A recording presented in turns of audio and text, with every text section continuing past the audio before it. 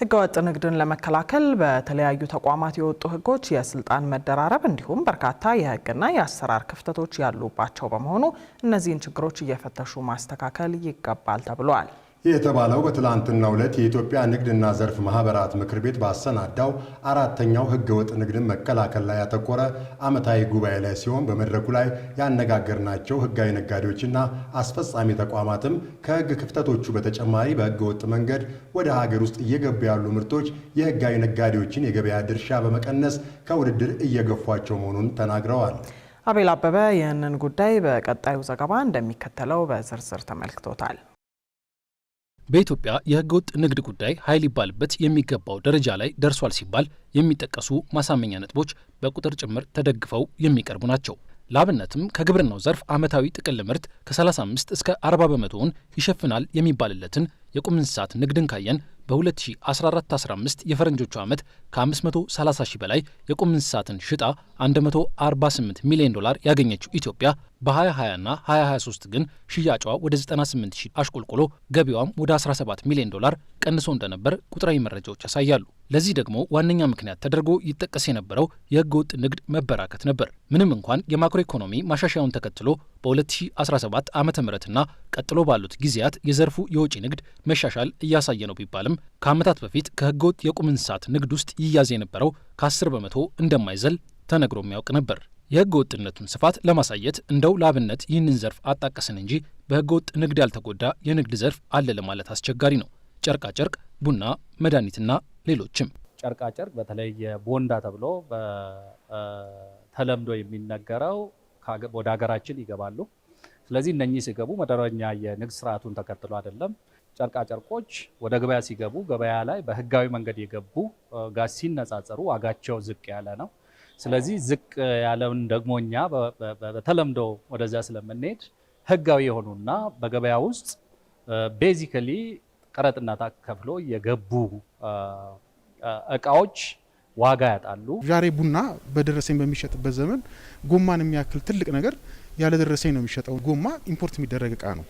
እኛ ግን ብዙውን እዚህ ሀገር ላይ ሰብስቲት ማድረግ ስንችል በህገ ወጥ መንገድ የሚገቡት ጎማዎች ገበያው ላይ እኛ ከነሱ ጋር መወዳደር ባለመቻላችን አንደኛ ኢንዱስትሪያችን ላይ ተጽዕኖ እየፈጠረብን ነው። እንደ ሀገር መንግስት ማግኘት የሚገባውን ጥቅም እያሳጣው። ይህ ከላይ በተዘረዘሩትም ሆነ በሌሎች ዘርፎች ላይ አደጋን እየደቀነ ያለ የንግድ ሁኔታ የሀገር ውስጥ ምርትና ነጋዴዎችን ከማዳከም አልፎ ቁጥጥር ካልተበጀለት ለሌሎች ምርት ማራገፊያ ብቻ የሆነች ኢንዱስትሪ አልባ ሀገር የሚፈጥር እንደሆነም ነው የሚነገረው። የጥራት ደረጃቸው ዝቅተኛ የሆነ ምርት ወደ ገበያ ያስገባል፣ በዝቅተኛ ዋጋ ይሸጣል፣ ምንም ግዴታ ስለሌለበት። ስለዚህ እነዚህ ሁለት አካላት እኩል ሊወዳደሩ አይችሉም እና ህጋዊውን ንግድ ያቀጭጫል። አገር ውስጥ ማኒፋክቸሪንጎች እንዳያድጉ፣ ጥቃቅንና መለስተኛ ተቋማት አምራች ድርጅቶች እንዳያድጉ፣ በሂደት ደግሞ ኢንዱስትሪ አልባ አገር ለመፍጠር የሚደርስ ከፍተኛ ጉዳት ነው ያለው።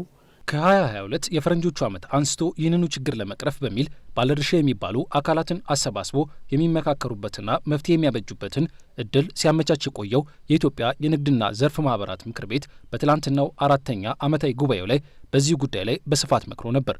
በዚህ ምክክር ላይ ህገወጥ ንግዱ እንዳይገታ ከፍተኛ ችግር ደቅኗል የተባለው ደግሞ የህጎች አለመናበብና ለህገ ወጦች ምቹ የመሆን ጉዳይ ነበር። የመድኃኒት ቀረጥና ታክስ 5% ኦር 0 ነው። ነገር ግን በከፍተኛ ሁኔታ በኮንትሮባንድ ከሚገቡት እቃዎች አንዱ መድኃኒት ነው። እዚህ ላይ የሚታየው ቀረጥና ታክስን ያለመክፈል ወይም ግብርን ያለመክፈል ብቻ ተብሎ ሊወሰድ አይገባም ማለት ነው።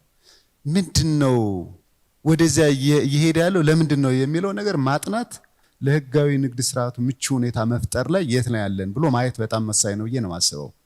እንደኛ እይታ በጣም ብዙ ጋፖች አሉ፣ ኦቨርላፒንግ ታስኮች አሉ፣ የማይናበቡ ህግና አሰራሮችም ጭምር አሉ። እሱን እየፈተሹ ማስተካከል ለህጋዊ ነጋዴው ምቹ ሁኔታ መፍጠር ወሳኝ ነው የሚለውን ነገር ማየት ጠቃሚ ነው ብዬ አስባለሁ።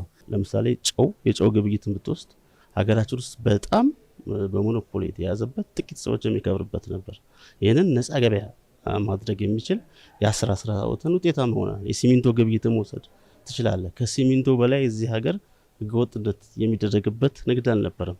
ይህንን ሊገታ የሚችል የአሰራር ስርዓት አውጥተን ተግብረናል። የነዳጅ ግብይት አዋጅን መውሰድ ትችላለህ።